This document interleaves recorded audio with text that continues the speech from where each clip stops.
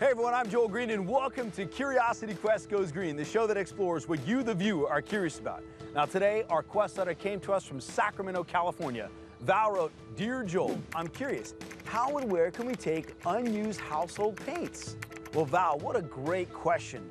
As long as I've been a little boy, up until now, we've always had that section in the shed or the garage where we store all our unused paints. So where can you take it and can they be recycled? Well, because of you, we're out here in Azusa, California, home of Acrylatex Coatings and Recyclings Incorporated, where we're gonna learn what you can do and how paint gets recycled. So let's begin today's Curiosity Quest Goes Green.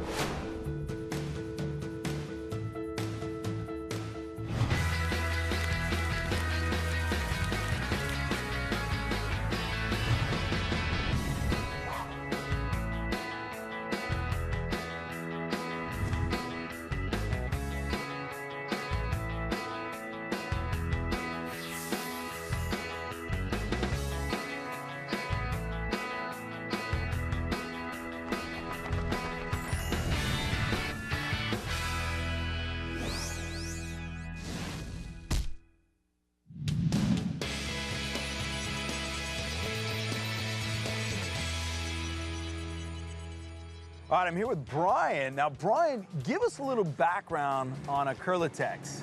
Acrylatex was started about 12 years ago. I was working at a hardware store fresh out of high school, and I was the paint department manager. And I kind of just fell in love with paint, and then got into the hazardous waste industry. Paint and oil was their #1 collection item. Well, 20 years ago, 15 years ago, they were landfilling all this material. So I started off on Sundays and Saturdays and straining paint through my wife's pantyhose and reworking it and selling it to my friendly contractors that I had friends with. And they said, this is a great idea. Wow. We started off about 15 years ago in a 1,000 square foot facility. And now we're in our brand new 30,000 square foot facility. Wow. 30,000, 5 buildings. We actually get a lot of letters on this topic about paint recycling because it's very common. I mean, many of us have painted rooms in our houses before or have painted, art projects with our kids. And what do you do with all the leftover paint? Yes. So you have a solution for that now. Correct. Last year, we took in about 1 million containers of paint, which yielded about 300,000 gallons of usable paint. Before there were facilities like this, it was all being landfilled. Correct. A big problem for not just the state of California, but correct, throughout the country. Nationally. Is there a place where I can take it in my city? Absolutely. There's a website called paintcare.org. Okay. You can type in your zip code and it'll lead you to the local hardware store or paint store in your neighborhood. Yeah. Within 15 miles of your home in Southern California, you will have a drop-off site. And of course, make sure you check with your local city or local state to see if there's a drop-off facility near you. So maybe different than here in Southern California. Correct. All right, so once it comes in, now what? We can go through the whole process and take a look at what we got. Let's do it. What should you do with unused household paints? You should reuse them and build something with them. You should recycle it at designated recycling centers. Probably give it to someone if they need it. Can them and save them for later. Probably use it or give it to someone. So Brian, these are coming from cities all throughout Southern California. Then, yes, this is coming from a county collection site. The households can go drop off the paint and they put them in what these are called low-profile cubic yard boxes. Yeah. Each box will contain approximately 126 one-gallon cans that are partially full, all the way full, brand new. I'm aware of the Paint Care program here in California, and I recently took some in. They would take the liquid ones, but they wouldn't take the solid ones. The solids are technically non-hazardous, so it can go into a landfill directly, which is not what we want to promote because we can remanufacture that product into another product, which we'll show you later. But the liquids is what they're after. Okay. And empty cans, they don't want you bringing empty cans or solids because then that goes through the system. Cool, so now what? Now what, we take them out of the boxes and put them onto the conveyor. Now inside what they're gonna do is look for quality, color, and sheen. And to make sure it's water-based. We only recycle water-based paint here. We will not recycle the oil-based. The oil-based is not allowed to be recycled in California for this purpose. It is. Okay. It does go out for recycling, however, as a fuel blend. Okay, you said a word that I don't think I've ever actually heard in a sentence. Sheen. Sheen is the amount of gloss to the coating. Ooh. Bedrooms, living rooms, hallways are normally flat, what you call a flat or an eggshell. Okay. Okay, in your kitchens, you'll use a semi-gloss, and in the bathrooms, because you have steam and cooking and grease and oils that you want to wash off that wall, you know, it makes it easier to wash, because the other paints will absorb dirt and dust and handprints and the kids drawing on, you know, pencil. So it makes it easier to scrub and clean. Okay. And any trims and exterior trims and doors and all that, they're always semi-gloss or gloss. Okay. For ease of cleaning. So that's the sheen. That's the sheen. So you have flats, eggshells, semi-glosses, gloss, high gloss. So there's probably 6 or 8 different sheens you can get out of a paint. Unbelievable, unbelievable. All right, so he's offloading them on the conveyor. Are we going in now? We're going in and you're gonna get dirty. Oh, I'm gonna get, uh-oh.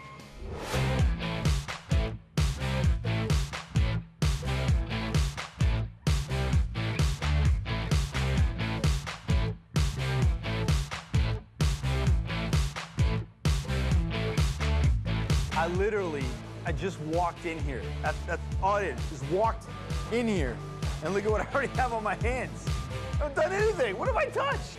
All right, Brian, so we have a lot of paint on the conveyor already. Well, we have some, what, 5 gallon, 1 gallon? Now, why are all these crushed? These tops?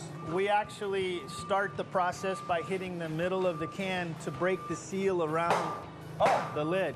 So it's with a hammer? With a hammer. Pretty simple. We've tried pneumatic, hydraulic, air-operated, electric can openers, hand can openers, and nothing technically works better and faster than Mr. Manual Labor again. Hammer and a can opener. We do more volume this way. So now he's just what, cracking them open? And he's gonna take the lid off, put it in a bucket down below, and that's gonna be recycled. All the metal cans, all the metal lids, all the plastic buckets and lids, everything's recycled. See, when you open this stuff up, you kind of don't know what you're gonna see in most of these instances, right? Absolutely, we don't know. Sometimes the outside of the can can dictate what color is inside the can. Yeah. So that's all dried paint, and it looks like it's the same color. So we know that color is gonna go back over here on the brown. This one's going to go on the light blue, or maybe that's a gray. Is that a brush? Yeah, you see there? Inside the cans, we get brushes and rollers, debris, but during our filtering process and sorting process, those are all taken out. But we're going to take our whites, because we're standing by our white, and you're going to take that white and put it in that container right there. That's what we consider our off-white flat, so right here. Off-white, and I'm just pouring it in? Pour it in, dump it over. Oh, okay. Let gravity do its work. Go grab another can. Oh, wow, it already splashed. Go grab another can. You're a little slow here, Joel. Wait a minute. That's a semi-gloss white. That goes in that tote over there. Okay, so I'm now over in this tote over here. That's right. All right, whoa. There's some obstacles I have to go around in order to get over here. There you go. Just like that? Now come back around over here. You only have 2,700 more cans to go today to fill your quota, okay? I got to help you out here. You're too slow. Wait, where's this going? That's going to go in that one right there. Okay, so I'm back over to this one Back to the semi-gloss white. All right. Is that why all these can buckets are just turned upside down on top of here? Yeah, we'll let gravity do its work for a while. As you can see throughout the plant, they'll set them on top. It's very important that we get almost every drop out of there. Okay, so it's like give it your best bet. Scrape it around, scrape the bottom, scrape the sides. That's a pretty good job, Joel. Is that good? Oh, okay, good. I feel like, look at that. But you have 300 more to go, so get busy. Each employee is probably doing about 500 containers a day. 500 a day? All right, well, the day's early. Sorry, Joel, it's almost lunchtime here, and you're only on can number 2. Good job. All right, there we go. Let me see. Okay. Okay, that passes QC. And we're gonna move on to the next phase, and I'll show you what we do with all the metal and the plastic. Okay, cool. Wow. What's the most common colored paint that gets recycled? The most common colored paint that would get recycled, I would have to say it's black, because black absorbs heat a lot more, and so it would dry up quicker in the can. I would think white. White? Probably white for undercoats. Black. Red. Red. Maybe red or blue. All right, Brian, so are these the metal cans or the metal ones? Okay. These are all the metal cans that will be crushed and recycled here. This is our can crusher. And how long have these been sitting before you actually take them to crusher? We let them sit for 2 to 3 days, depending on the weather, so they can dry out and become, you know, nice and dry for the recycler. They don't want any liquid paints coming to the recycler. So you're just sticking them in this can, right? Stick them right in there. Go ahead. Oh, wow. I'm a little intimidated. Keep your fingers away from that Okay. top part. Gotcha. Then grab that pole right there. If it gives you a little hard time, push it down. Oh, there we go. Oh, man. Come on, Joel, you only got 2,000 more to go. And once they've gone through that unit, they end up looking like this. Wow. And so you'll say, how far away will this travel in order to be recycled? Could be locally here in California or all the way to China. Wow, that's quite a bin you have going right now. Goes into a dumpster, and then that dumpster will end up going outside into a larger container. This is all in the same room, which is pretty amazing. I'm looking across, and it looks like this is where your plastic ones are? Once the plastic ones are dried out, they're put in a baler. Okay, so I see the bales like on over here, Yeah, right? these are 1 gallon containers. Wow. They have 1,500 to 2,000 containers in that one bale. These are all your and then your And then 5 all the gallon. 5 gallon containers are also baled as well. Are we done here in what do you call this? This is the consolidation room. Consolidation room. We also call it bulking. Okay. So we bulk everything together or consolidate everything together, and we're pretty much done in this operation. We can take you over to manufacturing now. Let's go to manufacturing. Fun fact, fun fact, fun fact. Here's your fun fact. Did you know that 80% of old paint is turned back into reusable good paint? What's it smell like? Paint. I don't know how to describe it. Like a paint. Well, if you go to a coffee house, do you smell coffee? Yes, it's true. Okay. I just wasn't expecting that smell when we walked up here. I don't know why. But so we had the batch that we poured everything into. What color is Correct. we looking at? This is going to be Swiss coffee. So I knew if I just said white, you were going to say, no, it's not No, just it's not white. white. It's Swiss coffee. It's a very high demand color that we manufacture for housing, apartments, contractors. Most warehouses that are painted inside are painted Swiss coffee for light reflectance. Okay. So it's a very common color. Now, how big is the mixer down on the bottom of this? The bottom of that mixer will be about probably 12 to 15 inches in diameter. Okay. It has a blade on it, not like a propeller, but a mixing blade. And it's made so it will grind up some of the larger pieces into smaller pieces. So therefore it adds to our, what we call the solid content. We want our paint to have a high solid content, but not solid meaning chunky. It's a solid ground up, so when it covers the paint, that covers your surface, it covers in one coat. So the higher the solid content, the better your coverage will be. Okay. He just shut it off a second ago. Does that mean it's just too full? It's too full. We don't want to go any higher than that because we may have to add some more raw materials to this. Okay. Is what's in there the exact same color than what's in here? Or is it changing color as it's mixing? We will change it as we go further. So right now it may not be the right shade of white. It may be a little darker, a little lighter, and we'll fix that later on. Let's go over here as we're doing that. We're going to look at another batch being made. He's getting ready to blend a light blue batch. Oh, wow. So as you can see, there's separation, different layers. We have. How long would these actually mix for? They'll go about, depending on the process. If we're not changing the color, we can process a 275-gallon container or tote in probably 15 minutes. If we're changing the color, depending on how fast we get to the color, it could be 5 minutes, it could be 6 hours. Wow. Because some of the colors are so hard to get within computer tolerance that we may spend a day on it. Okay, and what did he just do? He took like a sample? He took a sample. That sample is going to go to the viscometer, which is the item that tells you how thick it is. And I don't think I've asked this yet as I'm looking at all these different colors, but what are you doing with all this recycled paint that you have here? I mean, where is it going? Most of the paint goes to local cities, counties, and state for graffiti abatement, parks and rec. But you're saying that a lot of this is going to the cities and counties? Cities and counties. Covering up graffiti? Yeah, correct. That is so cool. Yeah, the freeway, Caltrans is a big user in Southern California. A lot of graffiti in Southern California. That is so cool. So all the paint that's sitting in people's garages and sheds is coming here and turning into a problem solver. Correct. For city. Wow, that is awesome. Helping to keep all that out of the landfill. Fun fact, fun fact, fun fact. Here's your fun fact. 10% of architectural paint sold is not used. This is where they're packaging. These are filters. The filters are shaking, and what they're doing is separating out any trash or debris or skins or solids like we saw over there, making it clean enough to be either rolled, sprayed, or brushed. Oh, so wow. it's once it leaves that filter, it's going through a 150 micron filter, which is A screen? a screen. And then once it's filtered, it's ready to use. So this is our tag out product for graffiti, and a certain color, of course. I don't want to touch it because I have paint on my It's hands. probably all dry by now. Yeah. So they package in 5-gallon containers, 55-gallon drums, and 275-gallon totes. I'm in his way. So it goes from there where you bit the big old blend. Correct. And then you Finishes up over here, goes through filtering, gets packaged, ready to use. How long does it take to recycle paint? Like probably a few minutes. A day, 1 day. Maybe about an hour or 2 hours. Let's say 9 months. I have no clue. I really don't know. 3 hours? Wow, from 9 months to 3 hours. Why not? 2 days? Maybe an hour. Brian, let me ask you this.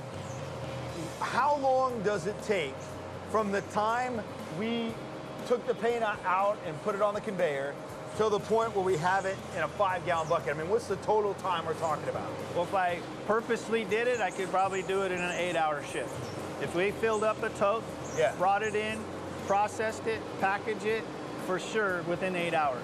Within 8 hours? Yes, but they're processing more paint in that room, the bulking room, faster than we can manufacture here. So we have totes that are normally maybe 20 or 30 totes sitting on the floor waiting to be processed because they're bulking it faster than we can manufacture. So that means that we are doing a good job at recognizing that there's recycling going on. Absolutely. So we're bringing more stuff in Bringing faster more than stuff. you can actually. Correct. Wow. The volumes have gone up considerably. What is this, like This is cleaning as well? Or? This is the tote. This is the tote that's being filled now with a certain color. What color are you working on here? This is a brown tote. Oh, brown. Okay, there we go. As Yeah, you can brown. see It the looks brown red paint on the coming end. through. There, he's grabbing a sample. Oh. And every batch that we manufacture, we retain a sample. So if the customer calls and say, I want that color again, or I have a problem with the paint, we have a sample to rework and look at the problem, and then we can fix it. This is nice and thick, so this is ready to use in your house or apartment or whatever. Oh, sorry, there you go. So Brian, obviously we've learned what happens to all the liquid paints through the recycling process. But earlier we had talked about sometimes you get that old, hard, solid paint. Right. What do you do with that? We call those hockey pucks. Oh. And I'll show you why and what we do with them later. And we've got to go back to the beginning for that one. Okay. Okay, let's go. Let's go. When it comes to paint, what is a hockey puck? A dried can of paint that's like really stiff and solid. Maybe when you have paint buckets, the top. I really, that's my best. Probably, well, something that you use in a hockey game. The lid for a paint can. Circle object. My guess would be it mixes the paint because it's in there banging around mixing it up. I have no idea. No, wait, hockey puck. I'm thinking of the stick or the... The puck, the actual, yeah, not the stick. Okay, because that shows how much I know about hockey. I am related to Canadians, but anyway. All right, Brian, what is the hockey puck when it comes to paint? Gentlemen, this is a hockey puck. This is what happens when somebody may have had a can of paint in their garage or their shed, didn't put the lid on tightly, and left it in there for a year or 2 or 3 or 4. Wow. The liquids evaporate off, and we get a hockey puck. You can see the labor intensiveness that we go through every can to get as much as we can out of the can before it goes to the recycler. Number one, if I didn't take it out of the can, the recycler doesn't want it. So they cannot recycle the can. Can I legally crush this and throw it in the trash? Yes. But we don't do that here. Try to Gotcha. keep everything else that we can out of the landfills. What are you going to do with these? We actually grind them up into smaller chunks, recolorize them, and then manufacture a ground cover out of decorative ground cover. So you could order ground cover, green, blue, red, purple, whatever color you want, we can manufacture ground covers. So for your front yard, your backyard, planters, around your flowers, your... And this is okay to have on the ground? Absolutely, it's non-hazardous. When it gets wet, does it turn back into paint? No, it doesn't. Just think about it. If your house has paint on the outside of it, every time it rains, does it turn back into water? No, it doesn't. Good call. Wow. And this is thousands of times thicker than the paint on your house. Yeah. So all it is concentrated paint. Unbelievable.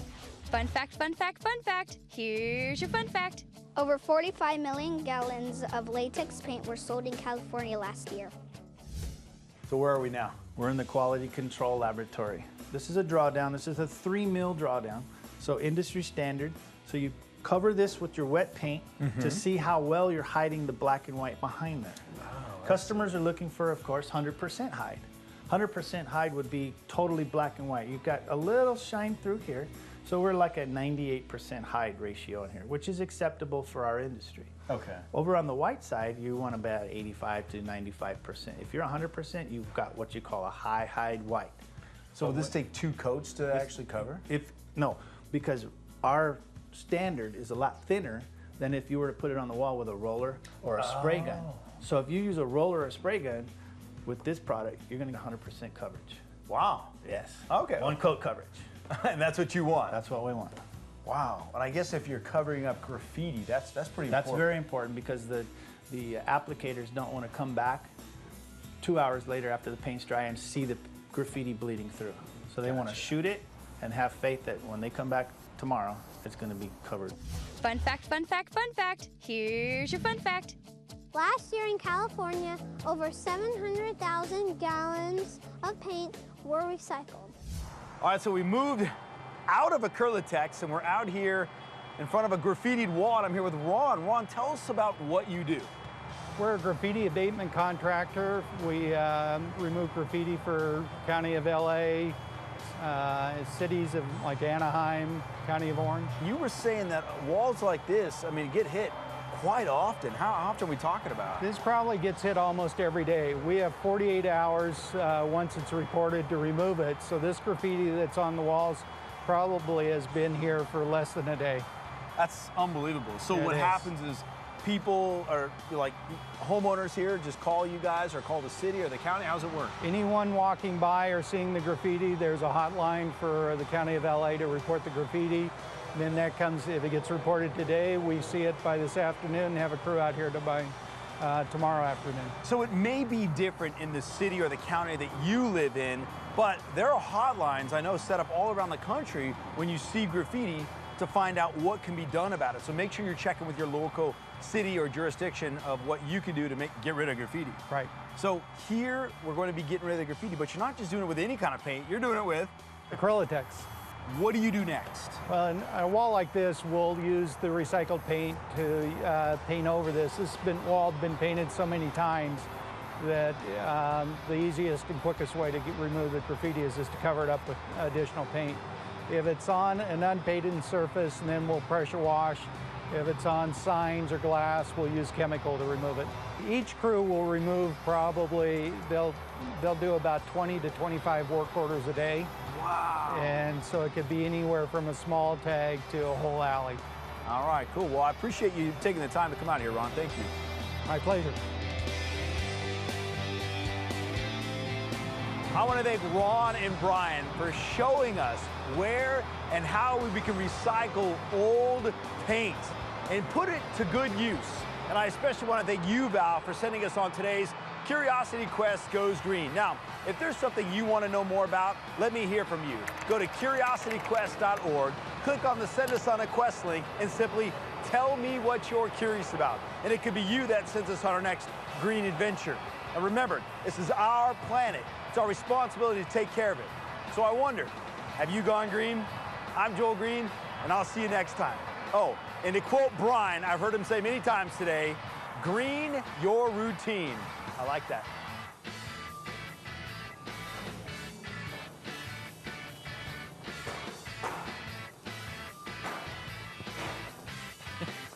No. It's all behind the scenes of how we make a shot.